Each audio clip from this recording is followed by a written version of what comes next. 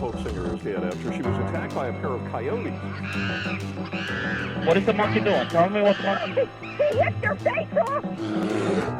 We actually have a trainer in the water with one of our whales. If I show weakness, if I retreat, I may be hurt, I may be killed. Baby Azaria Chamberlain was taken by a dingo back in 1980. Welcome, one and Paul. Logan Paul, that is. My guest today, famous Japanese forest walker, Logan Paul. How are you, buddy? I'm just kidding. That's not my co-host today. My co-host today is Indian Drum Circle. Put your hands together. Oh, I've got an actual... There we go. Very good. As you learned last week, African Drum Circle on a little bit of a break from the show after one too many controversies. His stand-in is Indian Drum Circle. I apologize, Indian Drum Circle. Buddy, how was your week? Yeah? Had some great feedback about you on episode 148. People seem to love you, so well done, buddy. A marked difference from the experience I usually get from the commenters based on the African Drum Circle. But, I love our bands. I love what you do. I love what you bring into the show. Keep it up, and you might be a permanent fixture on this here podcast. And what is this here podcast? Well, this is Man Eaters, the only true crime podcast on the entire disgusting internet where all the killers are real animals. Whether it's bitings, scratchings, maulings, or clawings, or Logan Paulings, we are here to talk about it. And today, we are taking a little trip in our time machine back to a little island nation called England. In it, that's where we're going. Fish and chips on the barbie. Oh, the barbie's more of an Australian thing, isn't it? Yeah. We're going back to England, and we're doing a bit of a historical deep dive on a very interesting individual who met his end at the claws and the teeth of a very nasty, large cat. Before we get into today's episode, I want to say thank you to everyone who listened to the previous episode, commenting on all the TikToks I've been doing, and also the YouTube video, which I put up. Thank you to the literal dozens of people who watched that episode on YouTube, youtube.com/maneaters. We've also got a TikTok where I'm doing a little bit more, a little bit of journalism. I really shouldn't call it journalism. It is just regurgitating facts on stories that actual journalists have put together. But, some interesting discussions. We were in our Scratch of the Day segment, spoiler alert, we are going to cover an update to a story, which I did do an update on the TikTok about, and sparked a little bit of debate on the TikTok as well as on the YouTube shorts. So, make sure you're following my accounts everywhere you can. Instagram, of course, TikTok, YouTube, Grindr, Hinge, Minge, Christian Mingle, Single Mingle, My Peenie Tingle. That's a new app I'm working on for sufferers of syphilis. So let's get into our story today, gang. We are talking today about the death of Harold Davidson. Let's do it.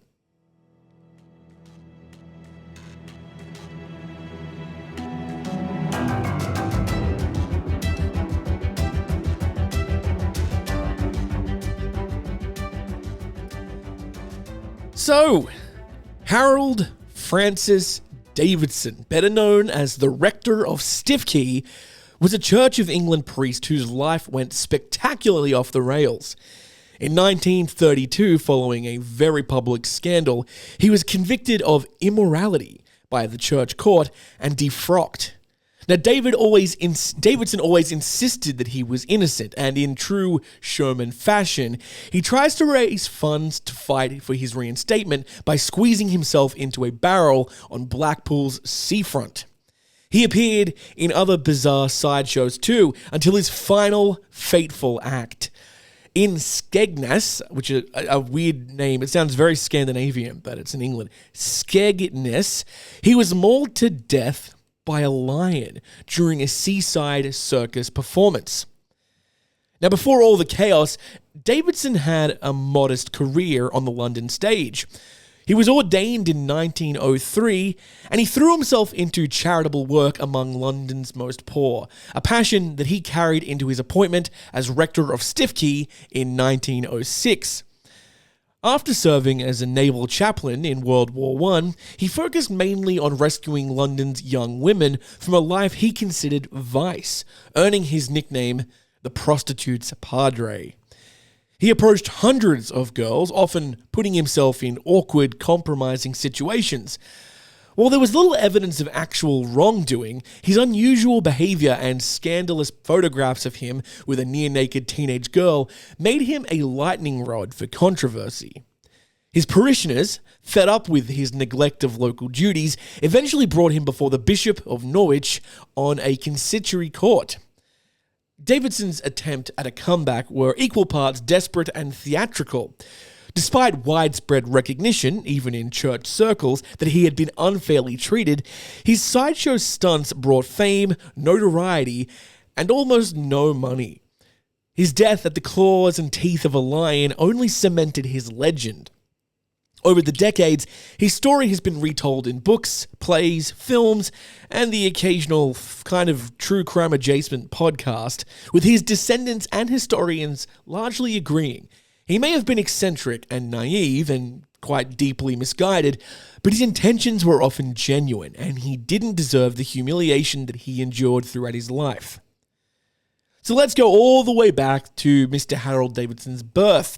He was born on the 14th of July, 1875 in Sholing, a scrappy port town near Southampton, to the Reverend Francis Davidson and his wife, Alice. Now, religion ran thick in the family, so much so that at one point, 27 Davidsons were either clergy or had been clergy at some point. His dad, Francis, had been the vicar of St. Mary's in Sholing since 1866. He was described as, quote, a tiny man with a luxuriant beard that made him look like a gnome. But don't be fooled. He could hold his own when needed, and he genuinely cared for his flock, even those of whom were dock workers and drifters who really couldn't have given a rat's ass about the church. From an early age, Haroldson's path seemed set: follow Papa into the church.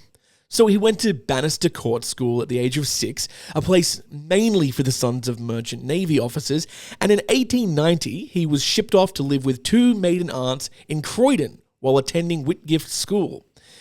Here, Harold discovered the stage. He became quite a keen amateur actor, inspired by his schoolmate Leon Quatermain, who would later find fame on stage and screen. The pair performed together in a school farce and called Sent to the Tower in 1894. The two paired... Oh my God. I'm going to take that again. The pair performed together in a school farce called Sent to the Tower in 1894. Editor, edit that out, that mistake. That was awful. Davidson also developed a soft spot for charitable work. Under his auntie's watchful eyes, he spent time at Toynbee Hall, an East End charity for the poor. Between his acting, volunteering, and general adolescent wandering, his studies, however, began to slip. He failed to win a scholarship that would have sent him to Oxford and on to his holy orders. And facing his father's disapproval, Harold made a bold and quite shocking choice for Davidson. He decided to try the stage instead, and see if he could make people laugh before he tried to save their souls. Long before he became the infamous prostitute's padre, Harold Davidson was a man of the stage, much like me, drawing... Not really. I don't want to compare myself. I'm hopefully not going to be killed by a lion as my final act. He was a drawing room entertainer, to be precise. This was the sort of performance meant to amuse the rising middle class, quote, neither cultured nor resourceful, but desperate to be diverted, as biographer Tom Cullen put it. Within months of leaving Whitgift in 1894, Davidson was performing comic routines in London at Steinway Hall on Lower Seymour Street. He did well enough to land a provincial gig with the Masonic lodges, sometimes in literary societies and at any social club that needed a good old laugh. His crowning triumph Well, that was playing Lord Frankfort Baberly in a touring production of Charlie's Aunt, a frenzied role that required impersonating a rich Oxford aunt, perfectly suited to Davidson's energy and flair for chaos. Even amid the laughter and applause, Davidson maintained a curious moral rigor. He was a teetotal, and he upheld the high standards of personal behavior. He read the Bible to the elderly wherever he toured. One story, he told later, seems almost prophetic. In November of 1894, walking along a foggy Thames embankment, he stopped a 16-year-old girl from throwing herself into the river. She had run away from Cambridge, and she was penniless and alone. Davidson paid for her fare home, saying the encounter left, quote, a tremendous impression on him. A moment that would shape his lifelong obsession with rescuing young women. By 1898, Davidson finally bowed to his father's wishes and began studying for holy orders, thanks to the intervention of Reverend Basil Wilberforce, the grandson of William Wilberforce. A side note, we are going to have a lot of white people names in this episode. Basil Wilberforce sounds like the fake name you would give to like a British Ponce character if you were playing him. What's your name, sir? Oh, Basil Wilberforce. Yeah, it's very good. Wilberforce pulled some strings to get Davidson into Exeter College in Oxford, despite his patchy qualifications, a true Nepo baby if there ever was one. And true to form, Davidson's time at Oxford was chaotic. He had boundless energy, zero respect for the rules, a chronic lateness problem, and a persistent inability to pass his exams. He kept performing on stage when he could, decorating his rooms with autographed actress photos, and once bragged that he had a £1,000 a year stage salary for a paltry £3 a week as a curate. By 1901, his academic failures forced him out of the college, though he continued at Grindle's Hall, a cramming establishment. Finally, in 1903, at the age of 28, Davidson scraped together enough money... Finally, at the age of 28, Davidson scraped through his exams and was reordained by the Bishop of Oxford, reluctantly, because even then, nobody thought his theatrical, eccentric, rule-breaking man had the makings of a priest. In 1901, Oxford got a dose of theatrical glamour when Annie Horniman's travelling company rolled into town. Davidson, never one to resist a bit of drama off stage, fell head over heels for one of the leading ladies, a Miss Moira Molly Cassandra Soren, a striking blonde from County Meath in Ireland, with piercing blue eyes. They got engaged quickly, but I don't want you to start thinking this is going to be a fairy tale romance. Their relationship was tempestuous, broken off more than once, and marriage wasn't even really on the table until Davidson had properly launched his new life in the church. Now, his first holy appointment? Curate at the Holy Trinity Church in Windsor, Berkshire, with a bonus gig as an assistant chaplain to the Household Cavalry at Combermere Barracks. That is a quite prestigious start. In 1905, he was off to London as curate at St. Martin in the Fields. There, his boundless energy and tireless enthusiasm earned him praise, even if his theatrical tendencies hinted that a quiet, conventional church life might not entirely be his style. By 1906, Harold Davidson landed the plum job of rector of the Norfolk parish of Stiffkey with Mawson, thanks in large part to the 6th Marquis Townsend. The Townsends had been major players in Norfolk politics for generations, and Davidson's appointment was probably a thank you for smoothing over a family scandal. The scandal was this. As curate of St. Martin in the Fields, he had officiated at the Marquis's wedding to a Gwladys, it's Gwladys, how do you say that? Gwladys Sutherthest, a Yorkshire heiress whose family's fortune was more theoretical than real. Now, the stiff key living was a prize. It came with 60 acres of glebe land, a handsome Georgian rectory, and a salary that started at £503 a year, rising to £800 under Davidson. For a man of ambition and flair, this was the perfect base. Stiffkey itself was a small, windswept village on the northern Norfolk coast, straddling the River Stiffkey and backed by wide salt marshes. When Davidson arrived, there were about 350 residents, mostly poor, but with a smattering of shops and pubs. The locals quickly warmed to him, affectionately calling him Little Jimmy, all of 5'3" of him. This gentry, however, was another story. Colonel Groom, the main landowner of the area, famously clashed with Davidson after the priest had the audacity to rebuke him for keeping a mistress. On October 9th, 1906, Davidson married his on-again, off-again love, Molly Saurin, and the Stiffkey Rectory became a bustling family home, with children arriving at steady intervals. But while he now had a parish and domestic duties, Davidson's heart, and perhaps his curiosity, well, they remained in London. He had spent so much of the week there throwing himself into social work and theatrical connections. He spent much of his week there throwing himself into social work and theatrical connections. Through an old Oxford friend, Reginald Kennedy Cox, another very white person name, he became involved with the Malvernian Mission, the Malvernian Mission, a forerunner of the Dockland settlements, later serving as a trustee. He also became chaplain to the Actors' Church Union at St. Paul's in Covent Garden, which I've actually been to. It's a lovely church. And he could often be found backstage, ministering to the city's showgirls, sometimes with a zeal that made even them a little bit uncomfortable. By 1910, his reach had gone international. Davidson regularly visited Paris, occasionally acting as a chaperone for dancers at the Folie Barouge, and he also invited struggling or aspiring actresses to stay at the Stiffkey Rectory, sometimes 20 at a time, much to the horror of his wife and the local establishment, who fretted over the morals of farmhands roaming around the rectory.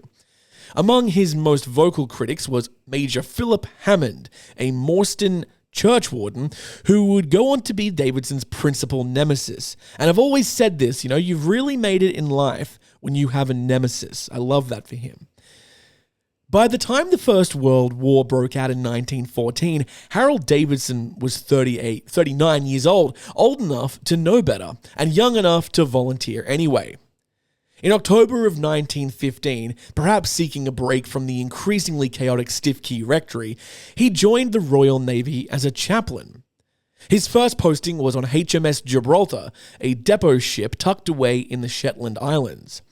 It was here that Davidson's unique blend of zeal and eccentricity began to make waves. I don't know why I wrote the word if I always struggle with it. Eccentricity.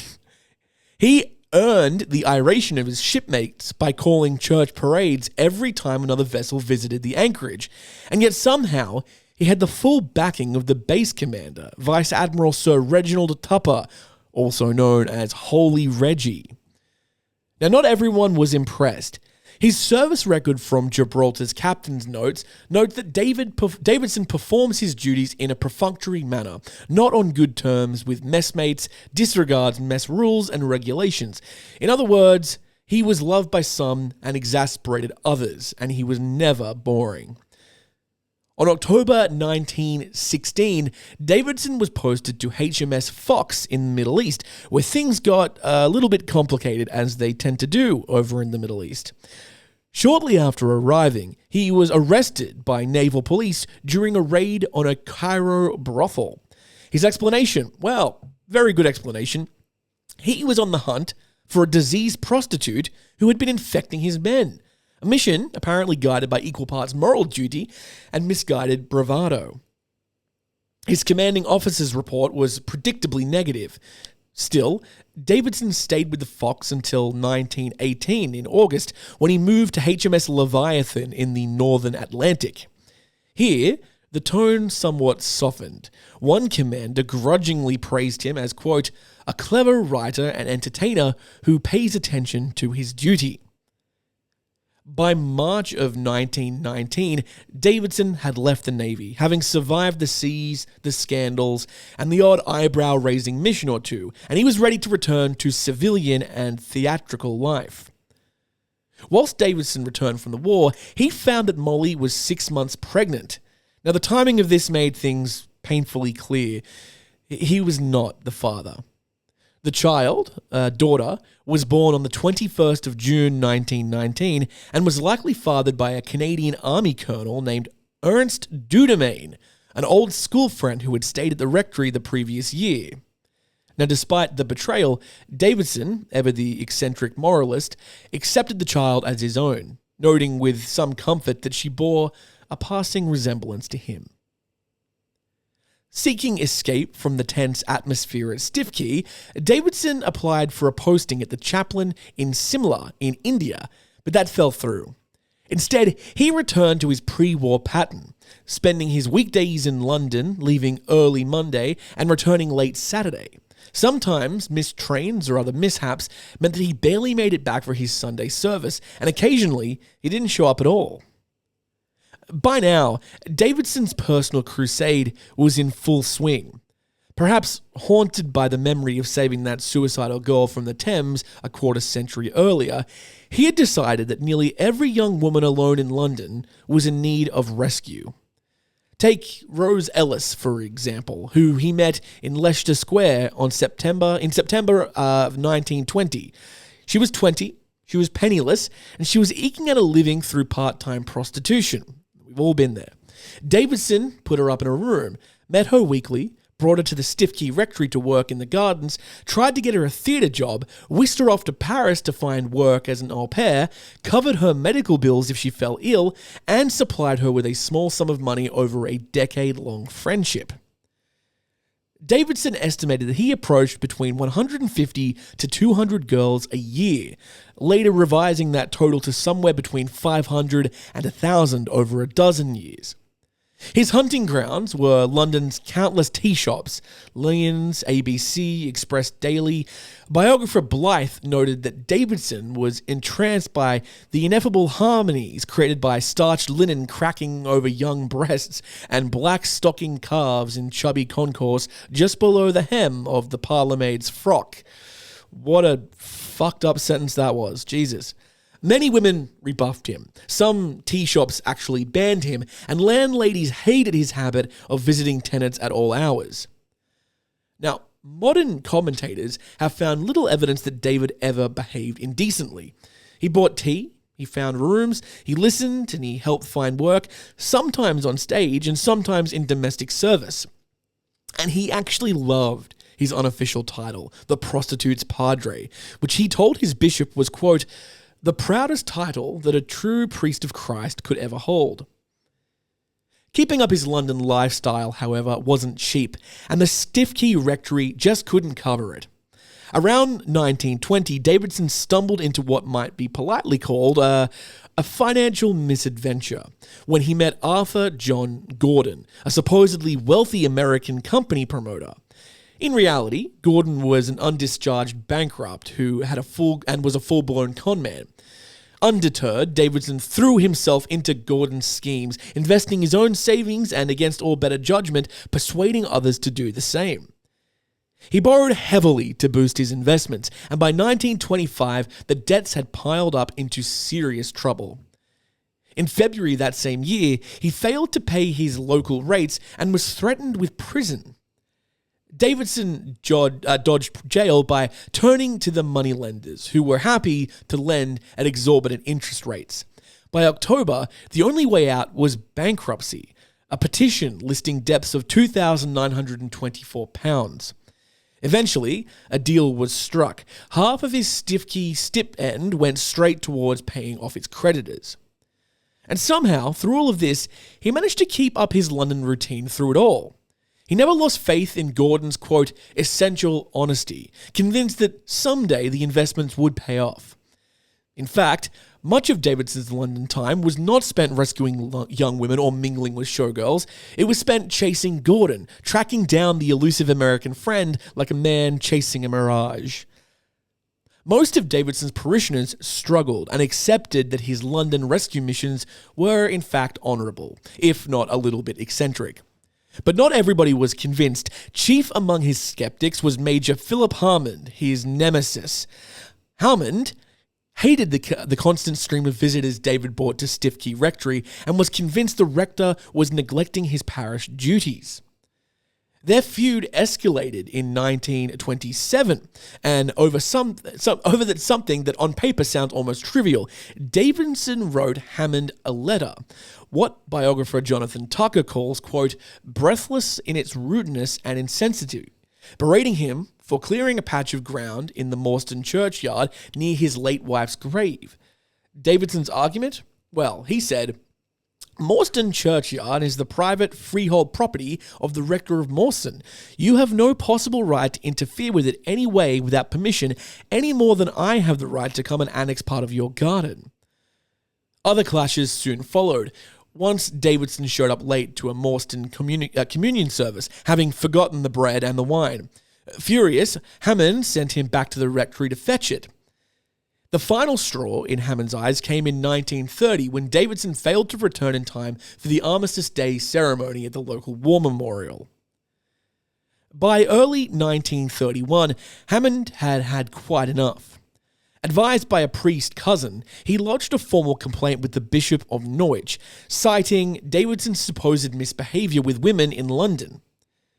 Under the Clergy Discipline Act of 1892, priests could be prosecuted in a consistory court for immoral acts, and if convicted, face punishments up to a full defrocking.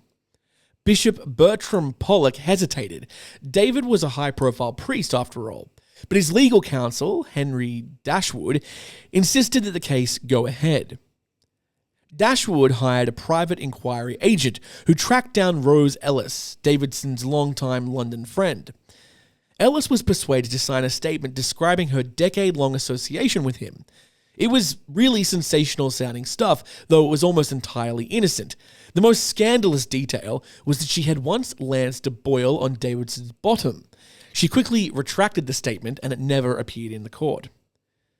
The investigation dragged on for months. The bishop initially toyed with replacing the charges with something milder, something like indiscipline rather than immorality. But by February 1932, it was too late to quiet the story. The Evening News had already printed lurid allegations, and other papers had jumped on the scandal. Then, on the 7th of February, a 17-year-old named Barbara Harris sent a letter to Pollock, making specific accusations. Quote, he has the keys of a lot of girls' flats and front doors. I know a lot of things against him that might help you. Matthew Paris later called it a masterpiece in vituperation. Davidson's lawyers failed to spot a glaring difference between Harris's handwriting and the letter, a misstep that would make her testimony in court far more damaging than it deserved to be. On the 29th of March 1932, a consistory court convened to hear the case against Harold Davidson, presided over by F. Keppel North, the Norwich diocesan chancellor. Davidson faced some seriously damning charges, associating with women of loose character and accosting, molesting, and importuning young females for immoral purposes.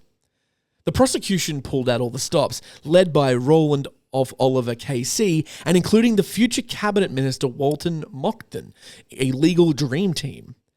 Davidson, meanwhile, hired seasoned lawyers of his own, funding parts of the defense through the sale of newspaper stories. So much public interest and so many London witnesses meant that the trial wasn't held in sleepy Norwich. It was staged in Church House in Westminster, smack dab in the middle of the capital. The prosecution opened with a summary of Davidson's London escapades, and then they called Barbara Harris to the stand. Her testimony, Cullen writes, was, quote, a whip of scorpions across Davidson's face. He had met Harris in September of 1930 when she was 16. Using his favorite trick, pretending she was a famous film actress, he persuaded her to share a meal. Soon, he was visiting her lodgings, giving her small amounts of money, promising work, and sometimes sharing her room. Harris testified that he never had intercourse with her, though he had tried on multiple occasions, and that when she refused, he had, quote-unquote, relieved himself. Gross. That's a really gross thing. The court also heard about some of the stranger aspects of their association. Harris being made to work as an unpaid kitchen maid at the Stiff Key Rectory, sleeping on nothing but a chair. Davidson's repeated promises to divorce his wife and marry her. And an incident in which Harris and another girl, the latter in a nightgown, danced in front of Davidson so he could judge their abilities. If true, Tucker writes, the picture painted by Harris was, quote, a man who was out of control, running around London, entertaining teenage girls, adopting the guise of a kindly priest to ingratiate himself. Harris was followed by a parade of landladies, waitresses, and other young women, all confirming Davidson's habitual pestering, but none of them actually accused him of outright impropriety. When Davidson finally took to the stand on the 25th of May, his flippant, light-hearted manner turned his testimony into what Tucker calls a comedy routine, with the rector's counsel as straight man. His disastrous finances were aired, and he bristled at suggestions that he and Gordon had been, quote, partners in crime. And then came the moment that would ultimately break him, the photograph. Taken on the 28th of March, 1932, it showed Davidson with a nearly naked 15-year-old girl named Estelle Douglas, daughter of one of his oldest friends. Davidson insisted it was a publicity shot to help her find acting work, that he had been duped, and that he had thought that she was wearing a bathing suit. But the damage was done. By the 6th of June, after the final speeches, the court adjourned until the 8th of July, leaving the Chancellor alone to decide the fate of the little rector who had somehow turned his life into a public spectacle. Even as the court dragged on, Davidson kept turning up at Stiff Key and Morstan to officiate, though his erratic attendance meant substitutes were often needed on hand. On the 12th of June 1932, things reached full farce. The Reverend Richard Cattell had just begun the evening service at Stiff Key when Davidson stormed in and tried to grab the Bible. The two men wrestled over the book for several tense seconds before Cattell surrendered, announcing to the congregation, "As nothing short of force will prevent Mr. Davidson from taking part, I can see nothing left to do but to withdraw." Reporters and gawking crowds were now a regular feature at weekend services, prompting the Archdeacon of Lynn to deplore the, quote, media circus and plead for the full spirit of worship to return to Sunday services. The verdict came on the 8th of July 1932, and Davidson was found guilty on 5 counts of immorality. The bishop would decide the sentence, but Davidson still had the right to seek and leave to appeal for the Privy Council. With funds running low and legal costs mounting, he reverted to his old life on the stage. On the 18th of July, he debuted a variety act at the Prince's Cinema in Wimbledon, later touring the provinces, though theatres quickly cooled to booking him, possibly due to the pressure of local church authorities. Undeterred, Davidson found a new, more public venue, the Blackpool Seafront, also known as the Golden Mile. There, he climbed into a barrel and invited thousands to peer through a tiny window and watch him. It was part sideshow, part desperation, and not everyone was impressed. One visitor years later recalled, "He was very tatty and the place stank." His neighbours in the spectacle? Well, of course, the bearded lady from Russia was one, as was Mariana the Gorilla Girl and Dick Harrow, the world's most fattest man. Hammond and the other parishioners were absolutely horrified. The bishop delayed forbidding Davidson to preach. So when Hammond locked Morrison Church against him, the rector simply moved outdoors, delivering a sermon to a large congregation on the grass. By August, Davidson's license to minister was officially revoked. His final service at Stiff Key on the 21st of August 1932 drew around 1,000 people outside the church. That afternoon, he demanded the Morstan Church keys from Hammond, who sent him packing with a substantial kick for which he was later fined. Davidson's hopes of appealing to the Privy Council were dashed twice, in July and again in October, on grounds of law and fact.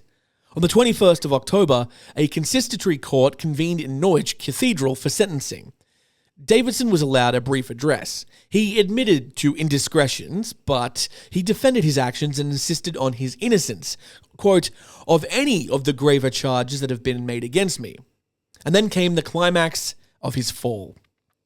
Bishop Pollock delivered a, quote, horrible little ceremony, as Blythe puts it, pronouncing the most severe sentence available, deposition.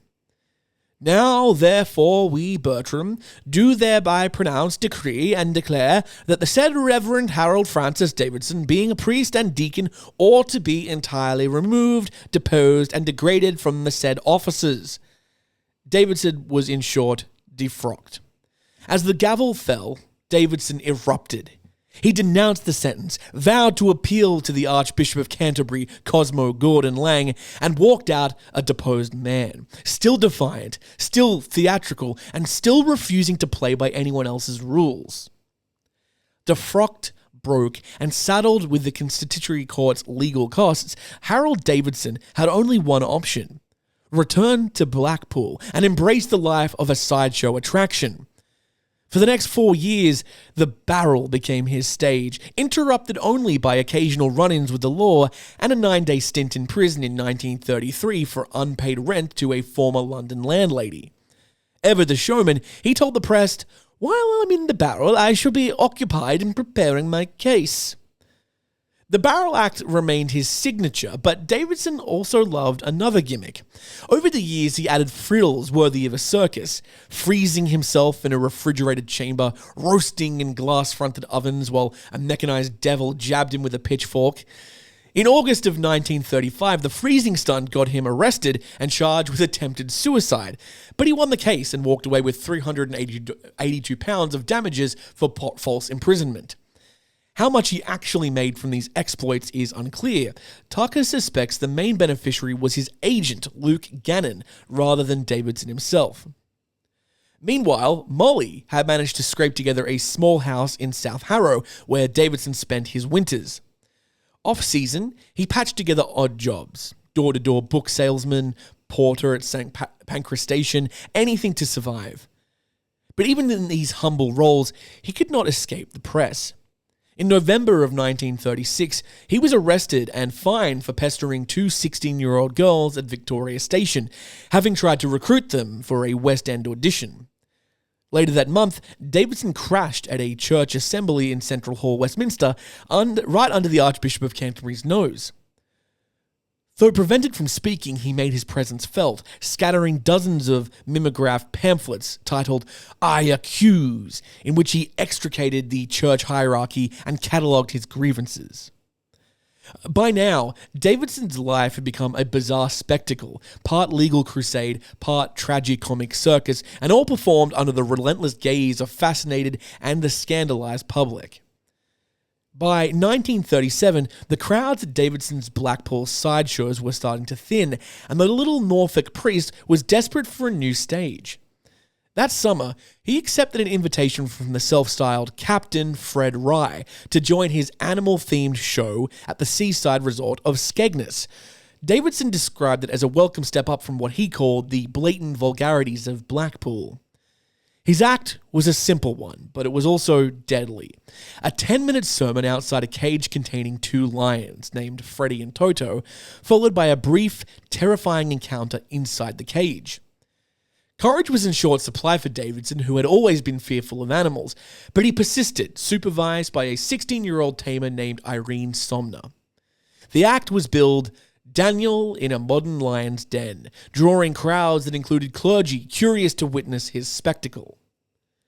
On the evening of the 28th of July, 1937, Davidson gave his usual oration and then stepped into the cage. For a few tense moments, the lions sat quietly.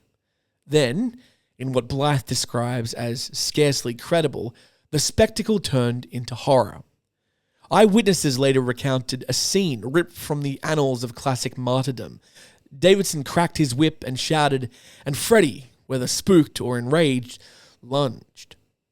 The lion knocked Davidson to the ground, clamped its powerful jaws around the rector's neck, and dragged him in a violent arc around the cage. Somna fought to intervene, screaming and prodding with her tools, until Freddy finally released the battered, bleeding, and unconscious Davidson. He was bloodied, shredded, and broken. One of the bones in his neck had snapped under the brute force of the attack. Some unverified reports claim that while waiting for the ambulance, Davidson maintained his composure enough to request the London newspapers be notified in time for the morning editions. Others suggest that he sat up in hospital, eager to hear impressions of the ordeal from visiting onlookers. Most historians, however, agree that Davidson never truly regained his consciousness. He died on July 30th, possibly hastened by an insulin injection from a doctor convinced that he was diabetic. The coroner ruled it death by misadventure. Friends and admirers covered the funeral costs, and on the 3rd of August, Davidson was laid to rest in the Stiffkey churchyard. Around 3,000 mourners attended, craning for a glimpse of the final curtain on a life equal parts tragedy, farce, and headline spectacle. Some climbed walls, rooftops, or trees to witness the burial. The headstone bore a line from Robert Louis Stevenson: "For on faith in man and genuine love of man, all searching after truth must be founded." Even in death, the little rector who had been court-martialed in a scandal, he lived in a circus, and he lived danger to the very end, he retained a measure of his signature impossible grandeur. In Skegness, Fred Rye saw Davidson's death not as a tragedy, but a marketing opportunity. Crowds flocked to see, quote, "the actual lion that mauled and caused the death of the ex-rector of Stiffkey." Meanwhile, Molly Davidson was left in dire financial straits. Her family appealed to the church authorities for help, and Archbishop Lang intervened discreetly, securing grants from 2 church charities that allowed her to survive. She lived out her final years in a Dulwich nursing home, passing away in 1955. Other major figures in the case faded away from public view. Bishop Pollock remained in Norwich until his resignation in 1942, a year before his death. Davidson's protégés, Rose Ellis, Barbara Harris, Estelle Douglas, and the others, disappeared from sight after 1932's trial. A 1934 letter from Davidson suggests that Harris was working at Selfridges under the name Babs Simpson. Later research reveals that she had married the war artist Leslie Cole and successfully concealed her identity from all inquiries and possibly even from her husband. After Davidson's death and burial, press interest began to fade. Newspapers turned to the looming crisis of the late 1930s, and for decades the story only resurfaced intermittently. In 1963, Blythe, called by Matthew Paris, quote, "The Affair," the best historian, published his account. The late 1960s saw 2 stage musicals, The Stiffkey Scandals of 1932 in Edinburgh and in London, and God Made Little Red Apples in Manchester. Both were flops, and when the first was adapted for television, the Daily Telegraph questioned the artistic value of a musical about, quote, "so sad and peculiar a person." Later adaptations included a 1970s radio documentary called A Proper Little Gent, a 1994 BBC television episode in the Matter of Fact series, Ken Russell's short film The Lion's Mouth in 2001, and John Walsh's 2007 fictionalized account Sunday on the Crossbones, which portrays Davidson as, quote, "a well-meaning but ineffectual, bewildered by the world's wickedness and his own barely acknowledged desires." The question of David's treatment by the Consistory Court was raised almost immediately after the trial. Church Times argued that while his behavior had been foolish and eccentric, it had been driven by idealism. Chancellor North was criticized for a lack of compassion and for the general mismanagement of proceedings. Quote, "No experienced criminal solicitor could conceivably have blundered so badly and so consistently." In 2006, Davidson's granddaughter, Carolyn Collier, privately published a brief biography, The Rector of Stiffkey, His Life and Trial, strongly repudiating the charges against him. Historian Jonathan Tucker suggests that while Davidson may have deserved quiet censure for his shortcomings as a priest, he was not immoral. Tucker also highlights the failure of Davidson's legal team, particularly their failure to challenge the authenticity of Barbara Harris's letter, and argues that the flawed proceedings and flimsy evidence justify a re-examination by the Church of England. Davidson's life has been summarized by A.N. Wilson as that of a tragic buffoon cum Christian martyr. A.J.P. Taylor described him as a symbol of the era. Davidson often a parable of the age. He attracted much more attention than, say, Cosmo Gordon Lang, the Archbishop of Canterbury. Which man deserves a greater place in the history books? Harold Davidson's story is a collision of piety, obsession, and spectacle. A man at once earnest, foolish, and terrifyingly fearless. From the quiet rectory at Stiffkey to the chaotic circuses of Blackpool and finally to the deadly theatrics of a lion's cage in Skegness, he lived a life that blurred the line between devotion and delusion, between charity and chaos. He was a man who sought to save others as he repeatedly endangered himself, whose compassion for lost girls became the headline fodder, and whose eccentricity turned into tragedy. And yet, through the blood, through the lawsuits and the public scorn, there is something almost heroic in his stubborn refusal to ever play it by the rules. In the end, the little rector who wrestled lions, legal authorities, and his own demons may have fallen to the jaws of fate, but he did so on his own terms, and the world, in all of its absurdity, could only watch.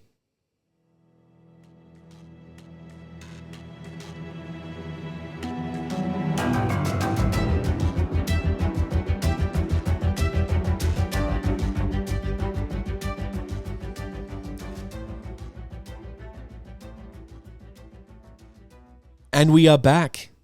Are you guys ready for our brand new segment? Hit it.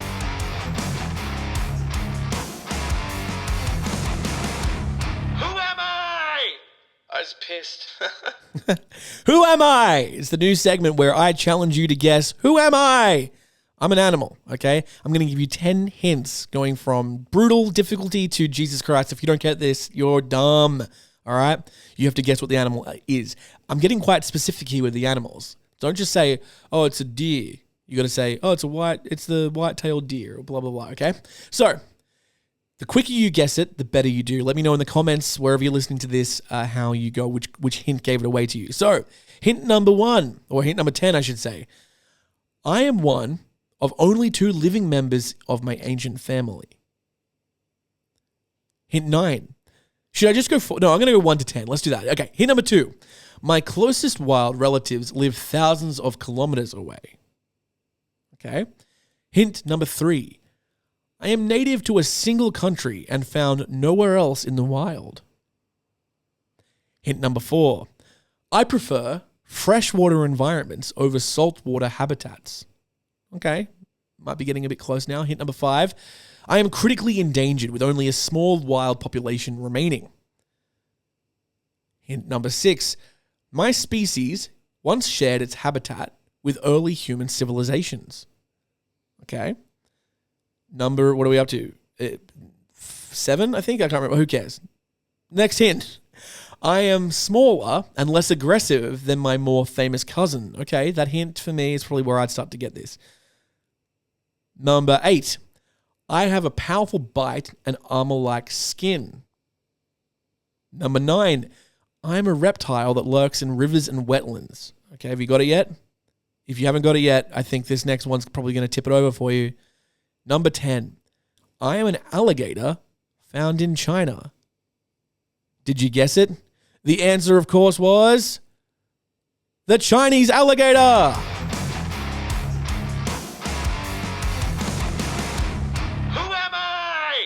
I was pissed. Well done if you got that. If you didn't get it, I don't have to tell you. That one was pretty difficult today. I'll be honest. That one was tricky. I love the Chinese alligator. They're like smaller than the American alligator, but they make up for it because their bellies are all armored as well, which the American alligator is not. They've got quite squishy bellies. Okay, time for one of my favorite segments of the show.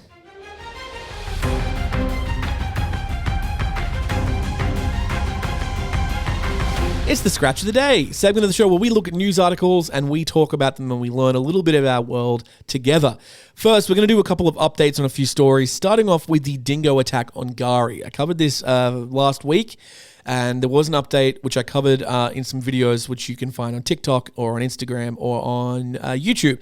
So essentially, the story thus far, a 19-year-old backpacker named Piper James was found dead on a beach in Gari. Gari, if you don't know, is an island in Queensland, Australia, formerly known as Fraser Island, but it is now known by its traditional indigenous name as Gari, much to the chagrin of weird conservatives everywhere.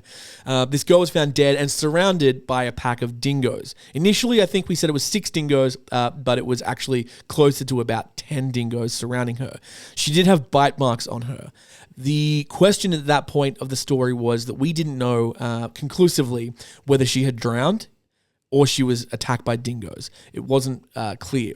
The autopsy results sort of came back, and it was made clear that Piper James did have water in her lungs when she died, which is kind of like a telltale symptom or sign that she drowned. Water in the lungs basically means that you drowned. That's how you died. However, she was also covered in bite marks from the dingoes that were present before and after she died. I don't really know how they can tell that, but these people are pretty good at their job, so I'm going to trust them. So she did have bite marks before she drowned.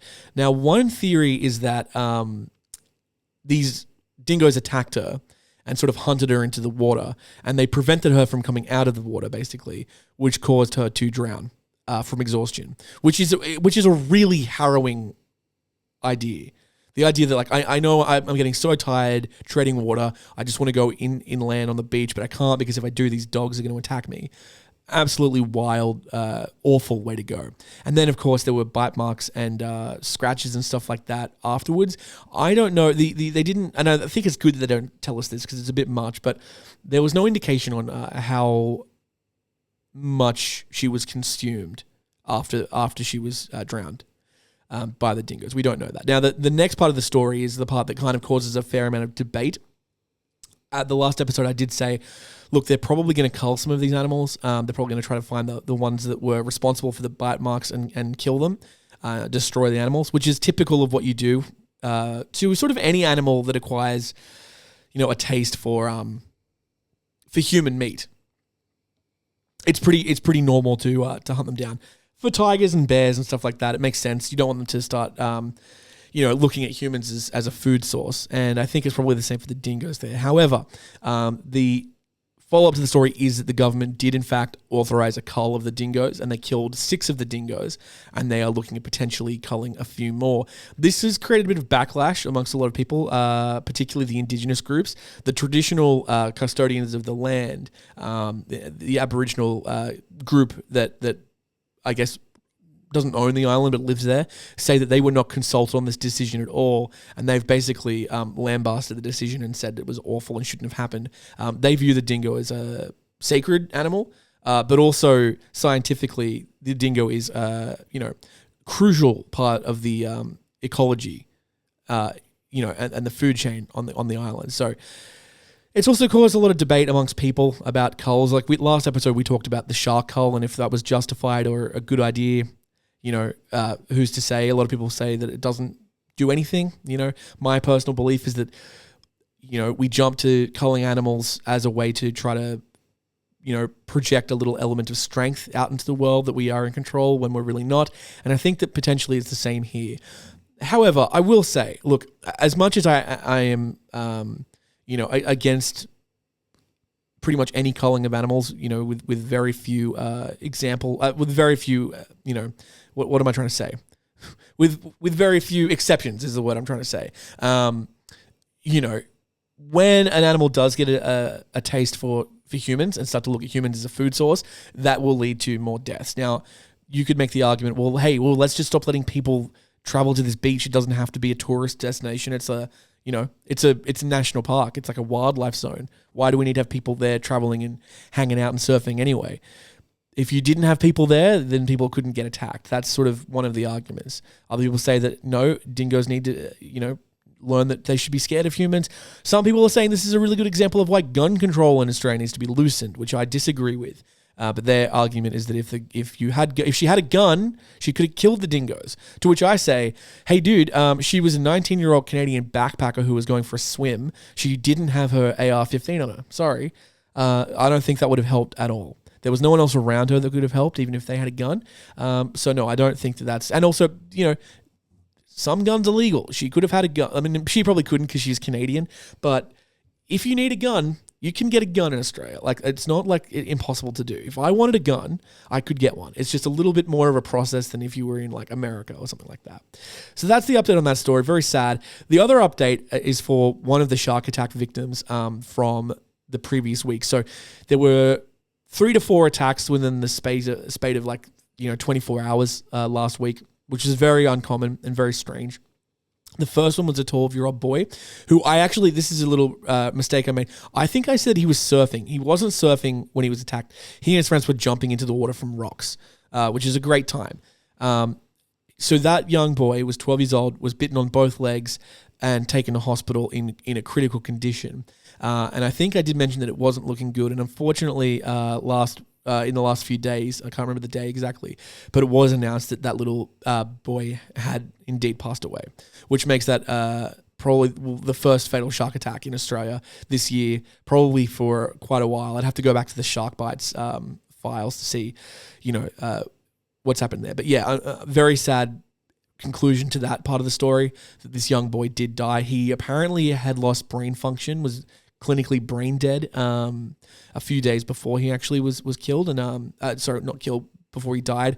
His family was, quote, preparing for the worst, but very unfortunately the worst outcome has happened, and he did pass away.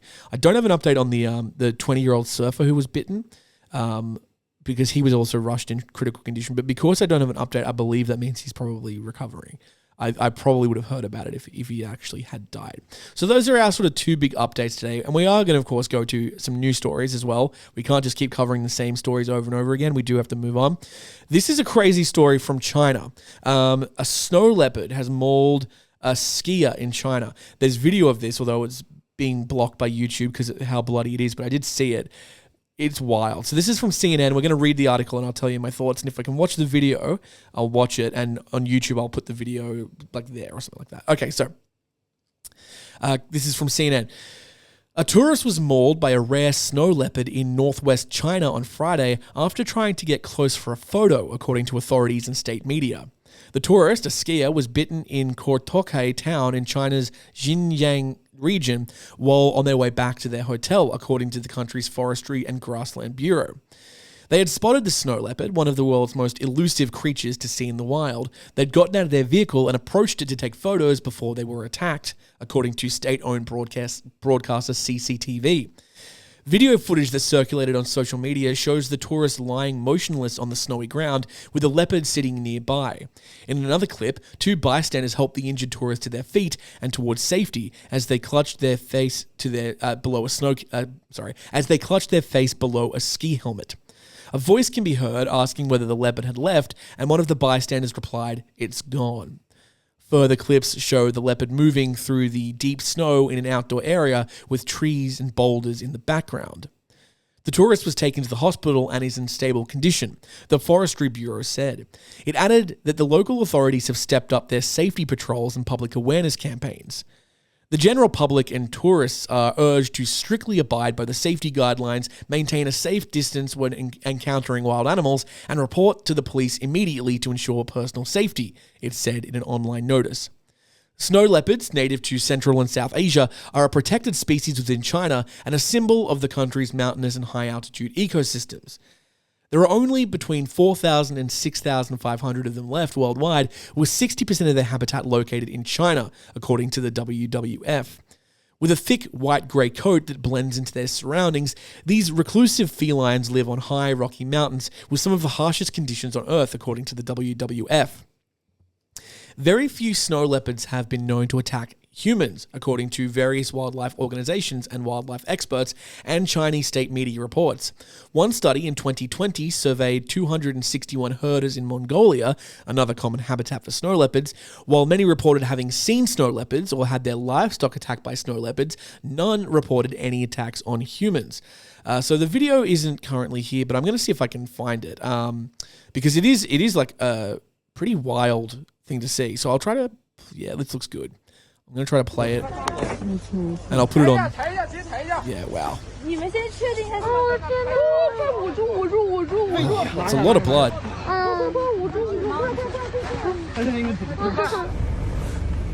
Kitty cat. Oh.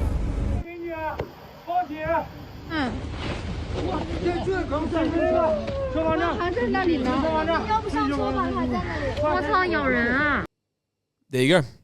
Pretty wild. Yeah.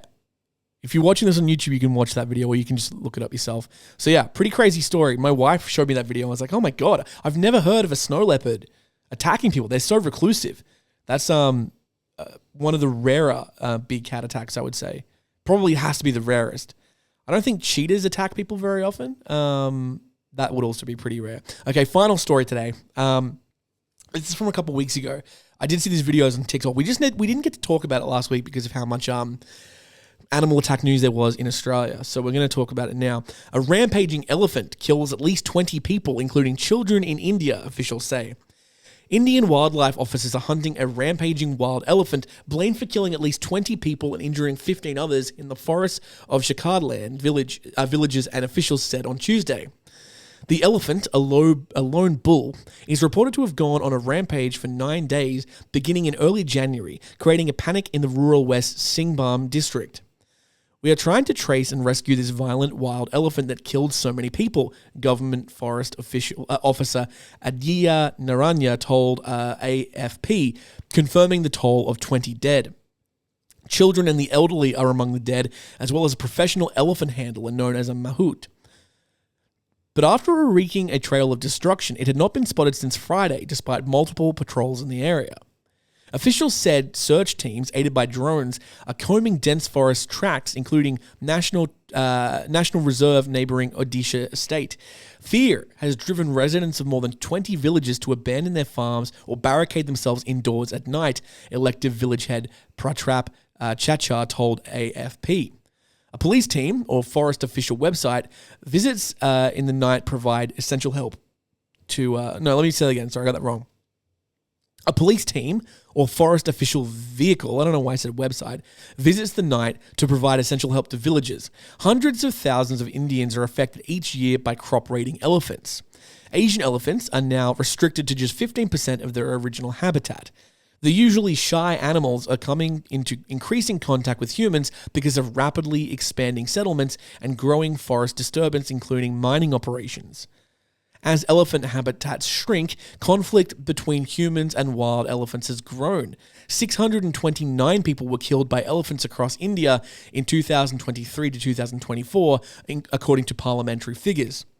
The elephants that pose the most danger to humans are often rogue bulls, solitary male animals enraged during musk, which is a period of heightened sexual activity where testosterone levels soar. A former forest official said that the elephant was likely in musk and may now have calmed down and rejoined its herd. India is home to the vast majority of the world's remaining wild Asian elephants, a species listed as endangered by the IUCN and increasingly threatened by shrinking habitat. The Wildlife Institute of India last year issued a new estimate that put the country's wild elephant population at 22,446, a report that also warned of the deepening pressures on one of India's most iconic animals.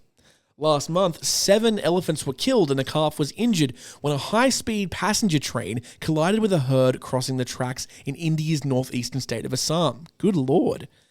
The country recently opened an elephant hospital in Mathura. The southern state of Tamil Nadu has also launched an artificial intelligence and machine learning-enabled surveillance system meant to prevent elephant deaths on railways. There have been deadly elephant attacks in other parts of the world in recent months. Last July, 2 women from the UK and New Zealand were killed by an elephant while walking on a safari in Zambia. In April of 2025, officials in Kenya said a 54-year-old man was killed by an elephant in the central part of the country. In January last year, a tourist was killed by an elephant in South Africa's famous Kruger Park. That same month, police in Thailand said a panic-stricken elephant killed a Spanish tourist while she was bathing the animal at the sanctuary.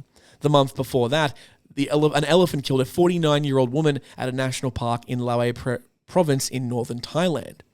In July 2024, a Spanish tourist was trampled to death by elephants after he left his fiancée in the car to take photos at a different game reserve in South Africa. So those are the two stories we're going to cover today, gang. We've got a little bit over time, I think. Thank you so much for listening. I think that's going to be the end of our episode there. I want to say a big thank you to everyone on Patreon who is supporting the show. These episodes come out like 4 or 5 days, maybe like close to 3 or 4 days earlier. So if you would like to get your daily dose of man-eaters even earlier, an audio version and the video version are both going to be available over on Patreon as soon as I finish editing them, essentially. The new sort of plan to release is that they come out on Wednesdays, Wednesday mornings in California, and a little bit earlier than that in New York, and then Australia, which is Tuesday night. So that's the plan. Thank you to everyone who's supporting me over on Patreon. I'm trying to put my heart and soul into the show now, so any suggestions, any feedback is genuinely appreciated. Please make it nice and respectful, though. Please be nice. Don't just tell me it sucks. Don't just tell me my accents are shit. They are. I'm well aware they're bad. Last week's Swedish Norwegian accent was like an affront to God. It was awful. But you can say it in a nicer way, man. I'm just kidding. One person commented on Spotify. I was like, good Lord, I love the podcast, but that accent was awful. And you know what? I can't do anything but agree with that. It was really, really bad. The other accents weren't too bad. Anyway, why am I talking about accents? Follow me on all the, the social media bullshit. Instagram, TikTok, YouTube. Go do all that. The email is in the caption below as well if you want to send any suggestions for stories you'd like covered, any news stories you want to do in Scratch the Day. If you'd like to suggest an animal for Who Am I, we can also do that as well.